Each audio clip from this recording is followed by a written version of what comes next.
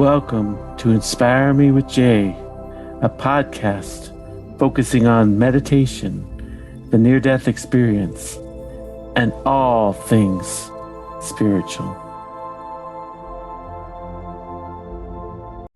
Hello, this is Jay Spillers with Inspire Me with Jay. My guest today is Rebbie Straubing. How are you? I'm great. Thank you so much for having me. How you doing? I'm doing great. So why don't you tell the audience a little bit about yourself? Okay, so I have developed this thing that I call the yoga of alignment, and it comes out of many years of process and exploration. I was a chiropractor, and so my focus on alignment was originally, well, maybe not originally, but for those years, based on the physical alignment of the spine, kind of evolved into this idea of the energetic alignment of consciousness and the energy field. And so I do a lot of work with what people can do on their own, which would be meditation, inner alignment meditation. Mm-hmm. And then I also do energy work for people to help them keep their energy field in alignment for all kinds of beneficial effects, healing, joyful living, all that kind of stuff. So what is the quickest way to start meditating and the most effective way to just instantly start meditating? Yeah, well, that's the thing. That's a great question because, meditation in its traditional form, like in yoga and in these ancient practices, the way it's described is it can take not like months or years, but lifetimes, to really achieve something. And in our Western culture and in our, in modern times, everything's got to be like fast and instant, and we're not waiting around for lifetimes for things. And so what I've found is that there are sort of tricks that we can implement that can allow us in our, this current rhythm that we're in our lives to really have things happen much faster. And so I have sort of two different approaches to meditation. Both of them can get you going fast. The fastest one is what I call single breath meditation. And that is a way to actually have a meditation that takes like seconds. It's literally one breath long. But the way that we approach it, it becomes so potent that it can actually be more valuable than sitting for an hour in meditation where you're sort of just thinking and wondering when it's going to be over and, oh, my legs are falling asleep, and just having, it's like you're just sitting there as if you're watching TV, but there's no TV. Like your mind is just still in its day-to-day rhythm. Nothing's really happening. And not to say that everybody's like that, this is not in any way to negate the ancient and beautiful traditions. It's just that for people who have difficulty with that, this is a way to bring awareness and experience a shift very quickly. So that's one way that we do it. And I can explain even how to do that on this, talk if you want. We can actually do it. Let me just say that the other way is the inner alignment meditation, which is a little bit more of an involved kind of thing, but it's designed to be able to have you go from having never meditated before or having even years of frustration with meditation to having a clear experience that something is happening, that the time that I'm spending sitting in meditation is actually doing something. And so those are the two things, and I'm happy to talk about either of them or both of them or whatever you'd like to hear about. Have you ever wanted to learn to meditate? Check out my book, Meditation for Everyone: How to Quickly Have a More Peaceful, Mindful, and Fulfilled Life, and support this channel. With Meditation for Everyone, you will learn to quickly and easily meditate, relieve stress and anxiety, alleviate depression, and have more joy, peace, and relaxation. What you will learn: mindfulness, the art of stillness, step by step on how to meditate, strategies for overcoming challenges to meditation, and much more. D. Mason said this: "This is a nice meditation book, even for those already meditating. I agree with the statements that it will help to have a more peaceful, mindful, and fulfilled life." 4.6-star rating, available on Amazon. So how do you do the single breath meditation? Okay. So the single breath meditation it's so easy and it's so great because you can do it anytime, anywhere. So what you're doing, it's just a few steps. And actually, if you're listeners or if you want to get the instructions for free, you can just download this so you'll have it. It's at theyogaofalignment.com/single breath. And there you can download, it's like instructions, checklist, and everything, and you'll have it. But I'm going to teach it to you right now. So the first thing that you do, there's two ways to do it. You can do it as a sitting meditation, or you can do it as a just in action in your day. So first, let's talk about the sitting meditation. You're going to sit down the way that you would for any other meditation. So make sure your spine is upright, everything is good. You can do it on a chair, you can do it on a cushion, however you like. The next thing you're going to do is close your eyes. And you don't have to do it right now because I'm just going to explain it first. When you close your eyes, like when you sit down and you close your eyes, what you're doing, because this is so quick, the reason we bother to do all that is because it's like punctuation. It's like a capital letter at the beginning of a sentence. It's saying this meditation begins now. I'm closing my eyes. I'm in my posture. This begins my meditation.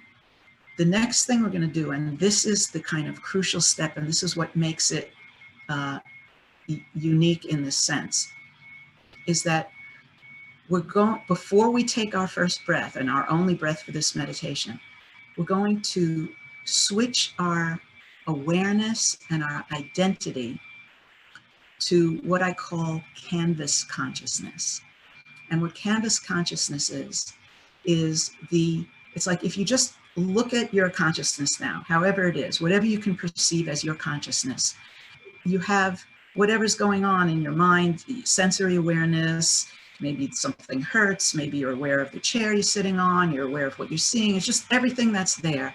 That's all the content. And behind all that is the space of pure consciousness within which all that is happening. It's like if you go to the museum and you look at a painting, we don't usually think about the canvas, the blank canvas that painting is on. Or if you go to a movie, you don't usually think about the blank screen that the movie is being projected on. But in this meditation, we're doing that. We're looking at the empty space of consciousness upon which everything that we're aware of is like a painting on that canvas. And so the first thing that we do, we sit down, we close our eyes, we switch our identity from all the content to however we can conceive of the canvas upon which all this is happening. Now, of course, once you think of that canvas, it becomes on the canvas, right? Because once you think of the canvas, now it's content on the actual canvas. But we just sort of, in whatever way we can do that, it makes a shift. So you sit down, you close your eyes, you just switch your identity. I am not all this. I am the space within which it is happening, or I am the canvas upon which all this is painted. And once we do that, now we are in observer mode. And if this all happens like in a split second, but I'm taking a long time to explain it, but we sit down, we close our eyes, switch identity to canvas consciousness, and then we take in one breath. And the breath comes in, and we are aware of that breath painting itself on the blank canvas. So we breathe in, we're aware of it. If we breathe out, we're aware of it. And that's it. We open our eyes. That is one complete single breath meditation. And the thing that's so powerful about it is that usually, like if you're going to sit down for 10, 20 minute, an hour meditation, there's something that goes on in the mind. It's like, well, how am I going to spend this hour? Or like, I can take a few minutes to just think about this thing because I've got an hour. I'm going to sit here, and it won't really matter that much. When you've got one breath that is your whole meditation, you zoom in on it, you're aware, it's like, okay, this is my meditation. And we become very focused, very awake for that one breath. It could take a few seconds. It could take a half a minute maybe. But during that time, we are in that meditation. And after you do one, you might want to do another one. And it can actually turn into a longer meditation. But even if you do that, you start each one, switch to canvas consciousness, watch the breath paint itself, complete. Oh, I think I want to do another one. Switch to canvas consciousness, watch the breath paint itself. And what you realize is that each breath is unique. There are no two breaths that are alike. Once you actually watch the breath, it has a certain quality, maybe a certain tension, maybe a certain relaxed feeling. One's longer than the other or deeper than the other, and you just let it be what it is. And in that time, you have completely shifted how you are seated in your own consciousness. If you do this before a meeting or before a job interview or before a doctor's appointment, you will be so much more awake and aware and composed, Now, the other thing you can do, you want to hear about how you do this without even sitting down, without even closing your eyes? Sure. Yeah. So let's say you're just busy in your day, you're rushing, you're late to something, you've got to, or you're just stressed, or you're not getting anything done. You're sitting there and you should be doing a million things, but you're not doing anything. Without even sitting down, without even closing your eyes, while you're doing your daily tasks, all you have to do is just say, okay, canvas consciousness. While you're doing things, all right, I'm no longer having all my focus and identity on the content. I am now the canvas upon which this is all still happening. I'm still doing what I'm doing, but I am the canvas, and I watch a single breath. As all this is going on, I'm watching a single breath paint itself on. Inhale, exhale, and I'm done. And maybe I want to do another one, but I don't have to. And just inserting these little single breath meditations throughout the day, it's like if you were in a fog and you poke a hole in the fog over here and then here and then here and then here. These little single breath meditations poke a hole in the fog of the busyness of consciousness, and little by little the fog starts to disperse, and more of the time automatically you're in canvas consciousness. You're just allowing things to flow. You're watching as everything, not just breaths, paint themselves. Relationships start to paint themselves on your reality. The activities, situations, everything starts to become a dance that you're observing, and you can participate in it from a much more empowered place, because you're not like being thrown around by it all. So that's single breath meditation. So is it sort of like you're basically, for a split second, releasing the whole world in your life and stepping into a vacuum or the void just for a split second? in a way, you're doing that. Like if you do it with your eyes closed as a sitting meditation, yes, for that one breath, you're letting go of everything.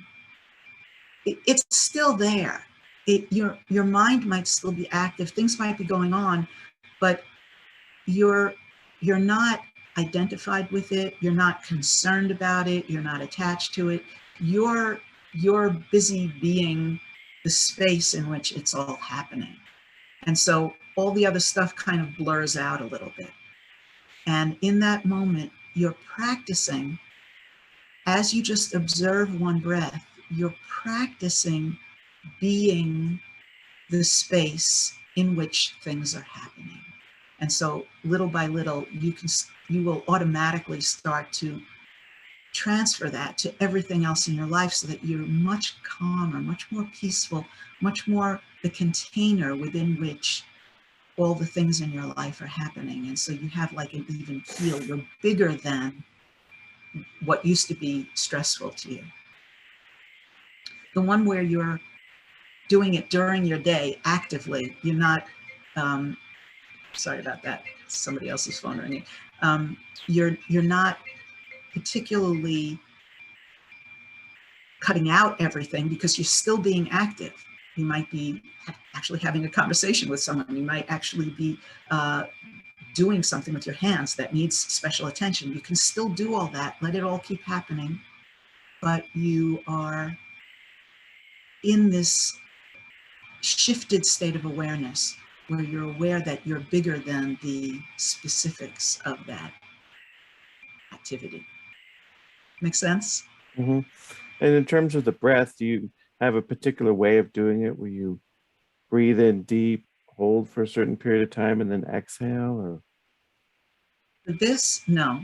For this, what you're doing is you're letting the breath be exactly as it is. So it might be very short and shallow. It might be very deep and long. It might be, you might have space. You might like breathe in and just find yourself holding it before you exhale. Whatever it is, it's like each breath is a new painting. It's like if you were an artist and you had the studio and you had all these canvases, each breath is a different painting, and it just has a slightly different gesture to it, a different forcefulness to the brush on the canvas. You just observing the breath exactly as it is. And you might be surprised. You might realize, wow, there's a lot of tension in my breath. And you just observe it and let it be.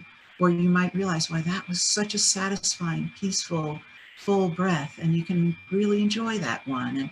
But what you're doing is, rather than using the breath like the way you would in a gym, you're using the breath more the way you would in a museum. You're just letting it, you're just appreciating it, observing it, and letting it be exactly what it is.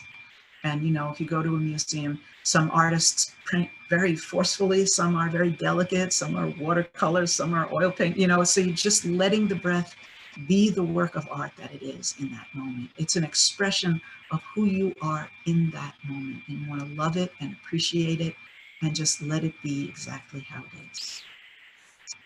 well, do you often start with the single breath before you go into the alignment meditation? You could do that, definitely. Yes, that is one way to approach it. Yeah, you can mix and match these things. So you could just, if the single breath is, if you're like a really busy person, you just can't figure out how to work meditation into your day, you can just do single breath. If you're interested in the alignment meditation, doing single breath before it is definitely a way to move into it. If you just sit down to do a single breath meditation and it's so enjoyable and you want to do another one, you might sit there for a while just doing a series of single breath meditations, and it can turn into a longer meditation.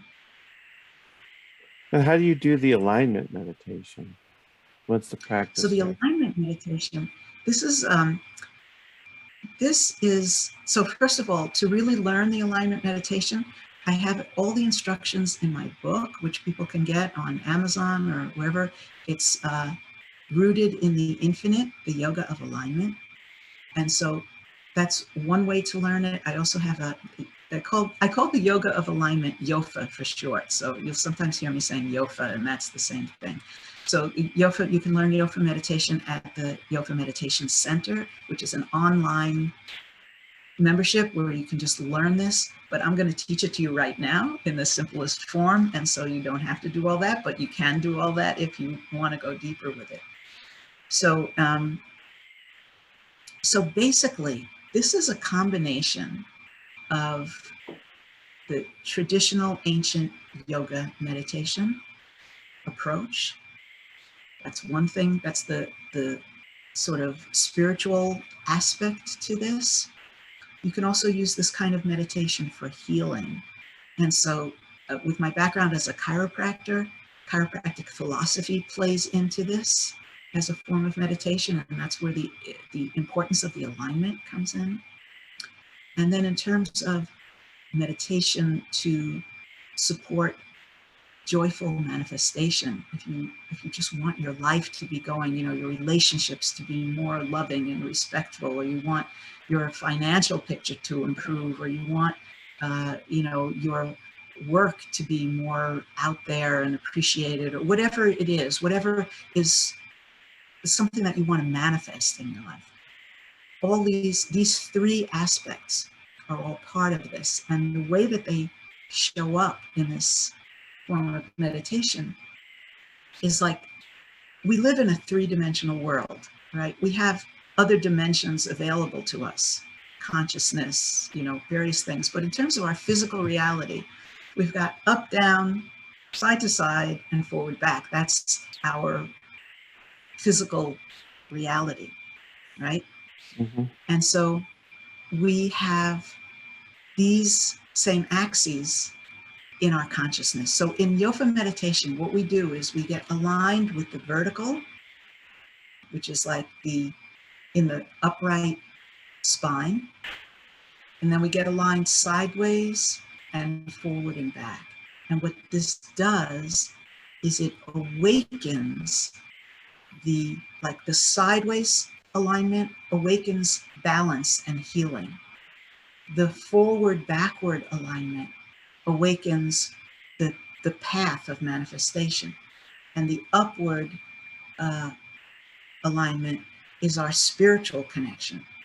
So in Yofa meditation, which, like I said, you can learn it in those other places in more detail, what we're doing is we're aligning our consciousness through our awareness of the body. And we breathe. So there's a lot of focus on the root chakra, because so what happened was I had these revelations about the root chakra. That was sort of where this all began. And so we do a lot of exploration of how the root, like the mystical presence of the root chakra in consciousness. And so we breathe up from the root chakra, which is at the base of the torso. We breathe up from there, and we bring the breath up to different points here. And then we might breathe out in different axes and at different chakras to cultivate alignment in different areas. And what happens is that, you know, one of the reasons that people have trouble meditating, I believe, is because we're doing our lives. We're like going, you know, really fast. Mind is going fast. We've got a lot of things to do. We're busy. We're talking to people. We're doing all these things. And then we go to sit down for meditation. And it's like if you're on a highway and you're going really fast, and then there's a traffic jam, and now you're stuck sitting there. It's uncomfortable to go from the fast pace of daily living to the silence and stillness of the meditation cushion without any, like, it's abrupt. And I think that that's very difficult for people. So what we do in Yofa meditation is we kind of build a bridge between these two things. And so, like, let's say that somebody's car broke down, all right? And they need the car to get to work, and they don't have the money to get the car fixed. And there's all this, like this is on this person's mind. They're troubled about this. And so they sit down to meditate. And what are they doing? Their mind keeps going to like, what am I going to do? I have to get a new car, or I have to get this car fixed, or I have, and it's like a magnetic pull tugging on their mind that they can't sit there in meditation because this thing is pressing on their life, right? Does that make sense? That's going on sometimes with people. So what we do in this meditation, and this is just one example of it, is we use that as a starting point to focus the meditation. So now the person doesn't have to feel a conflict, like I'm sitting here doing nothing while I need to be dealing with this car situation. There's a way to get in alignment for the beneficial unfolding of that car situation. So we use the meditation to help with the car situation. We use the car situation as a focus for meditation. And then once you start meditating, it doesn't matter what you're meditating on. Now you're meditating. And so the car, where would the car fit in these three axes that I talked about? The car is in the Z axis. It's a, part of the journey of life, right? So my focus for this meditation is going to be a Z axis meditation. And let's say, like, what is the issue with the car? I need the car, like, what is the core thing about the car? It might be freedom. It gives me mobility. It might be security. It gives me my job. So we pick something that is at the core of why I need that car. So let's say, and the closer we can come to something that is like a spiritual principle, the better. So let's just say freedom. I need that car because that car is my freedom. All right. That's how I get places. That's how I move myself. That's how I can make my choices in life. So I'm going to use the mantra freedom. I'm going to get a really good feeling of a car that is completely powerful, reliable, beautiful. I feel great about it. And I'm going to bring, and now which chakra is going to be the best place for this? I'm going to say at the navel, because the third chakra is where your power is. And the car, it has to do with power. So you're going to breathe, find your perfect sitting meditation posture as best as you can, nice and upright. And the way that you would do this meditation is you breathe up through the root chakra to the level of the navel. And on that inhale, you would say a silent Om. And then you would breathe out like a beam of light beaming out from the navel with the mantra freedom and with the feeling of how you would feel if you already had either your car working perfectly or an excellent car. Now, doing this engages law of attraction to start lining up a beneficial outcome regarding you having a good car, whether it's your car fixed or a new car coming to you. And what's happening is now your mind is getting focused. You're breathing up through your spine. You're aligning your y-axis. You're breathing out through your third chakra. You're aligning your power center.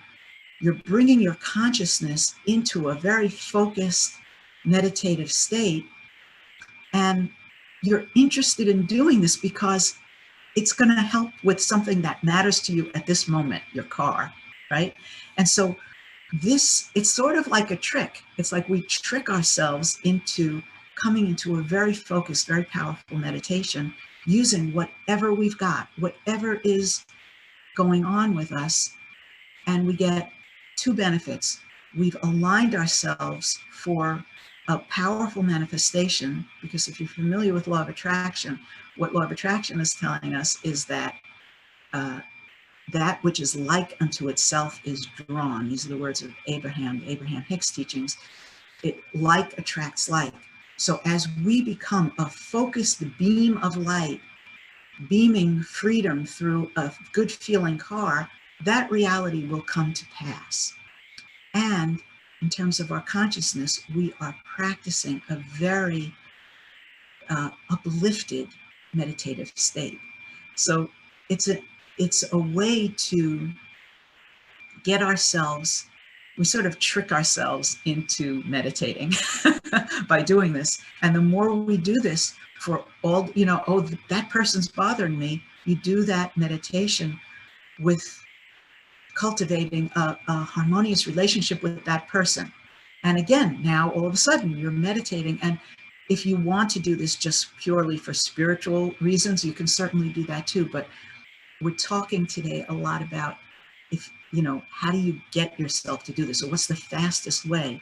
And if you use what's going on in your life and you use that to come into alignment for those purposes, little by little, you're cultivating a meditative state inside of yourself that is profound.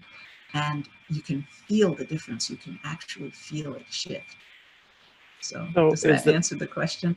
Yeah, so it's like affirmation for you is not, mantra for you is not speaking in a different language, a term, but you're just using your own language and you're using a term that's empowering. So it sort of functions like a one-word affirmation, it sounds like.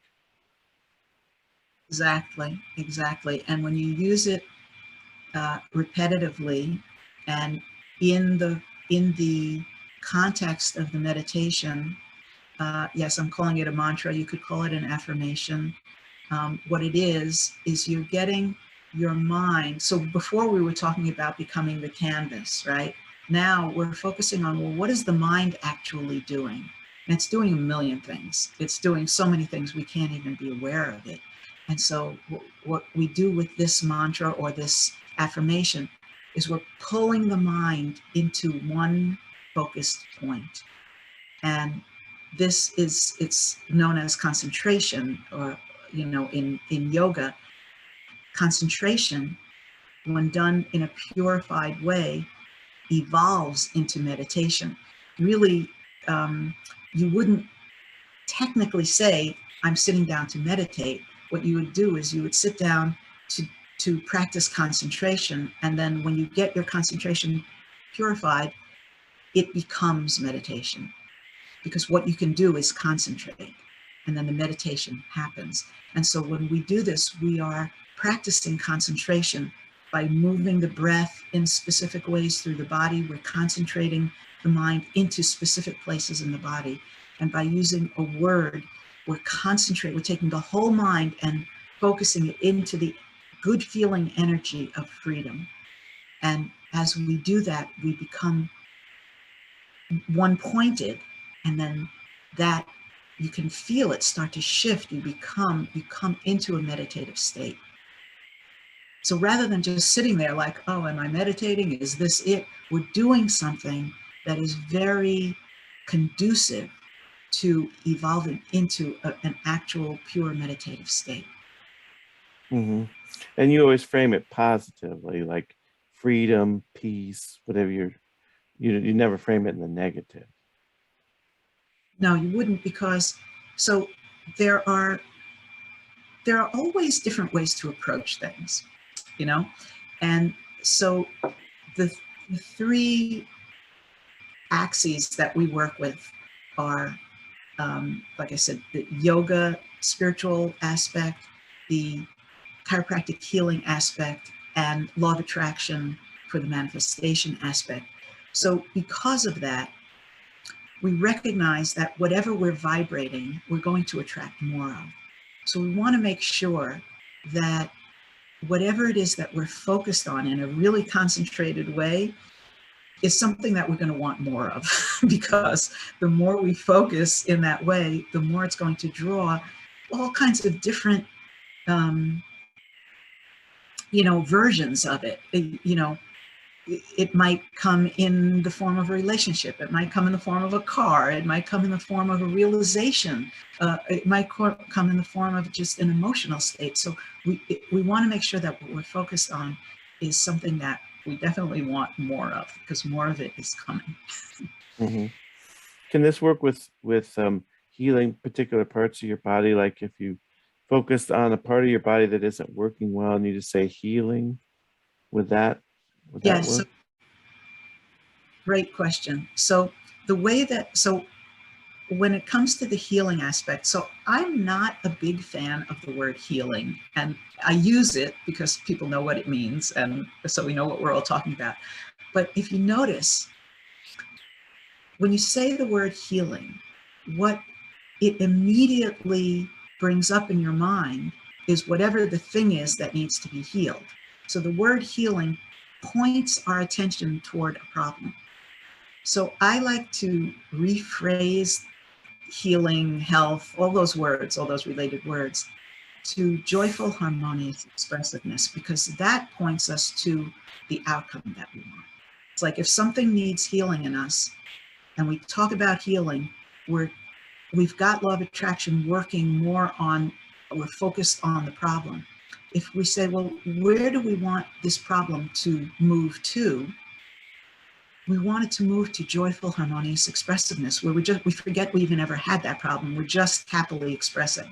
So if we want to use this to heal the body, whatever the problem is, we're going to focus on the x-axis, because that's where balance and healing happens. So again, we would maybe find what level, like let's say it's a stomach ache, digestive problem or something. Again, we might bring the breath up to the third chakra, or in between the third, the belly button and the heart, somewhere in there where the stomach is. And bring the breath up through the root to that level, and then breathe out sideways to balance and align the x-axis. I don't know if you can see me this way. Mm-hmm. And as that becomes aligned, we're supporting the body in healing from within. And then for a word, for a mantra, what I find the best word for healing is peace. Because usually when something needs to be healed, there's agitation, there's disturbance, and bringing peace to that area allows the body to heal itself. The body knows how to heal itself.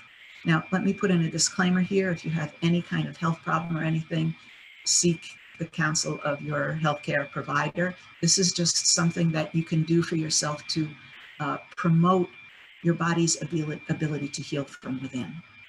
Okay? And so, so let's say you have any kind of problem in the body. We know that we're going to want to bring the energy outward. It's almost like if you were an airplane or something, and you want to get your wings in alignment, nice and horizontal, parallel to the ground, to the earth. And this supports healing. It's sort of like, if you're tired and weary and you're on a long trip and you've got suitcases and they're heavy and you're walking and it's difficult, and you get to the train station and you see a bench. A bench is an x-axis, and you're like, oh, and you sit down, and it feels so good to sit down. That horizontal x-axis gives you relief, and you put your bags down on the ground. The earth is a horizontal x-axis. When we cultivate these like sort of benches inside of us, or shelves inside of us, it gives us a place to rest within, inside our consciousness, and then the body can heal. So I don't know if that answered your question adequately, but that's how we would apply this to healing. So this is one of the ways that this is sort of different from a lot of other forms of meditation. And there's no recommended discipline for this. So one of the things that we're really focused on here, in a sort of background kind of way, is cultivating our access to inner guidance. And so rather than having how often should you do it? How long should you do it? That kind of thing. This is really up to you. And so I've had times in my life where I was doing this every day, maybe for an hour or 20 minutes or whatever. I have other times where I do it for just a few minutes. I have other times where I go periods where I'm not actually doing it as a sitting meditation. Maybe I'm doing it more walking around, or maybe I'm not doing it at all. And that's all perfect. So what you want to start to cultivate is an awareness of when you're guided to do it and how long you're guided to sit there. And sometimes guidance will tell you, I want a discipline. And so I'm going to do this every day for 20 minutes in the morning and 20 minutes at night. Sometimes, and then if that's what you're guided to do, then that's the perfect thing to do. But I don't, as an external, authority, tell you how much to do this. So what I recommend for people is to work with the book. Either work with the book or join the meditation center. And if you want, I'll give you a special link where your listeners could get a discount if they want to join the meditation center. But the simplest, least expensive way to do this is to just get the book and start to engage with this material, start to engage with this approach, and see if it calls to you, see what it awakens in you in terms of recognition. Like when you start to read about this, it's not going to be like, oh, how do I memorize this? It's going to be like, oh yeah, I know that inside myself. And oh yeah, this makes sense to me. I've already had that thought. And because truth is truth. So what this is doing is kind of taking things that maybe you already know. Maybe some of it will be like, whoa, or aha, and then you start to work with it in a way that is cultivating who you are. What I like to say that the Yoga of Alignment does is it helps you to be the you most love being. We all have different versions of ourselves. And there's a way that you be where you love that version of yourself, right? And then we all have like other versions. I know I have versions of myself that I'm not that fond of. But there are ways that, it's like, oh yeah, I like myself when I'm that way. And so doing this meditation helps you be the you most love being. And so the more you realize that, the more you just want to do it. And the more you want to do it, and the more you do it, the more you want to do it, because you can feel this thing happening inside of yourself. And so for people who are members of the meditation center, we meet live twice a week online. And if that's the only time that they do the meditation, that's great. At least, they're doing it with me Mondays and Fridays. And sometimes we only do it for a short time, but I'm talking and I'm teaching and stuff. Some people might want to get very disciplined about it. And every day, they're doing it. And the more you do it, the more you're cultivating this awakened state inside of you. But it's up to you. And that's part of the value of it, is tuning into your own inner guidance and knowing when to do it and how long and all that. Mm-hmm. Maybe not the answer you were looking for, but but that's what I've got. Do you actually have clients that you work with to teach Yofa that come into like your office or anything? So I do everything online, and I have a lot of, well, not a lot, but several different ways that I work with people. So I have 2 different memberships that people can join. And one of them is the meditation center, which I've mentioned. And so in that, there's a membership site with a lot of material in it, a lot of videos, a lot of meditations people can do, a lot of workshops they can listen to, and also dripped out each week are new lessons to learn, like in a very hand-holding kind of very clear way. And on the live workshops, I'm there people can ask me questions, we talk about stuff, and so that's one way to interact with me personally, get, you know, very personalized attention for this. And if they can't make it live, they can get the recordings afterwards, and then they can email me if they have questions or whatever like that. I also do private sessions with people, and those private sessions can either be coaching for this type of thing, or I do like what we'll call healing sessions that are energy. I have a whole energy work that I've developed for helping people deal with either physical or emotional or manifestation problems, whatever's going on with them, relationships.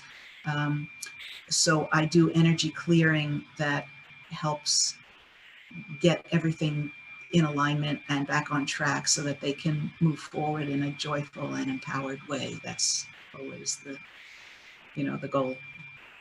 And then I also, the other membership that I have is called The Journey to You. That's a membership where people join, and then I do 10 remote energy sessions for them every month. They don't know when I'm doing it. I send an email after it's done and telling them what to expect from that session. And it's sort of like a multivitamin for the energy field. Mm-hmm. And they can find out all about all the different things that I do at theyogaofalignment.com. Mm-hmm. So is there like one last word you'd like to leave our audience with? Love yourself, no matter what's going on, no matter if you're happy or you're sad or things are difficult or whatever. Like, either use the single breath meditation or whatever tools you have to find a way to honor yourself. But in my workshops, we always start with 2 agreements, and that's to honor the divinity in everyone here, including myself, everyone including themselves, and to have compassion for the humanity in everyone and in yourself.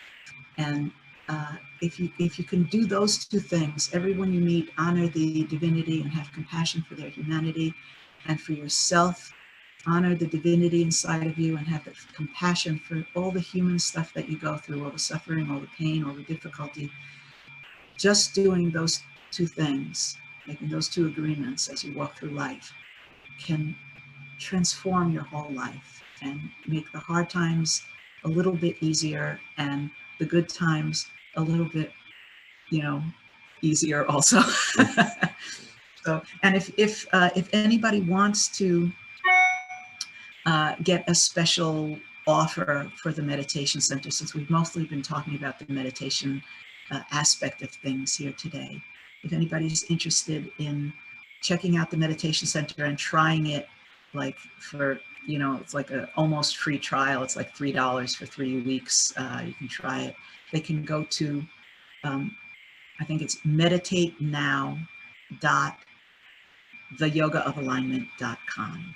It's a special little offer that is for your listeners. Oh, thank you. Meditatenow.theyogaofalignment.com. But basically, everything is already inside of you. All these things that we do are to just clear away the noise and the clutter and find the beautiful genius of who you already are. It's already there.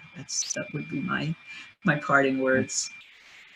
Yeah, well, thanks for coming on. It was a joy to have you. Thank you so much. I really appreciate everything you're doing. It's a beautiful mission that you're on. So thank you.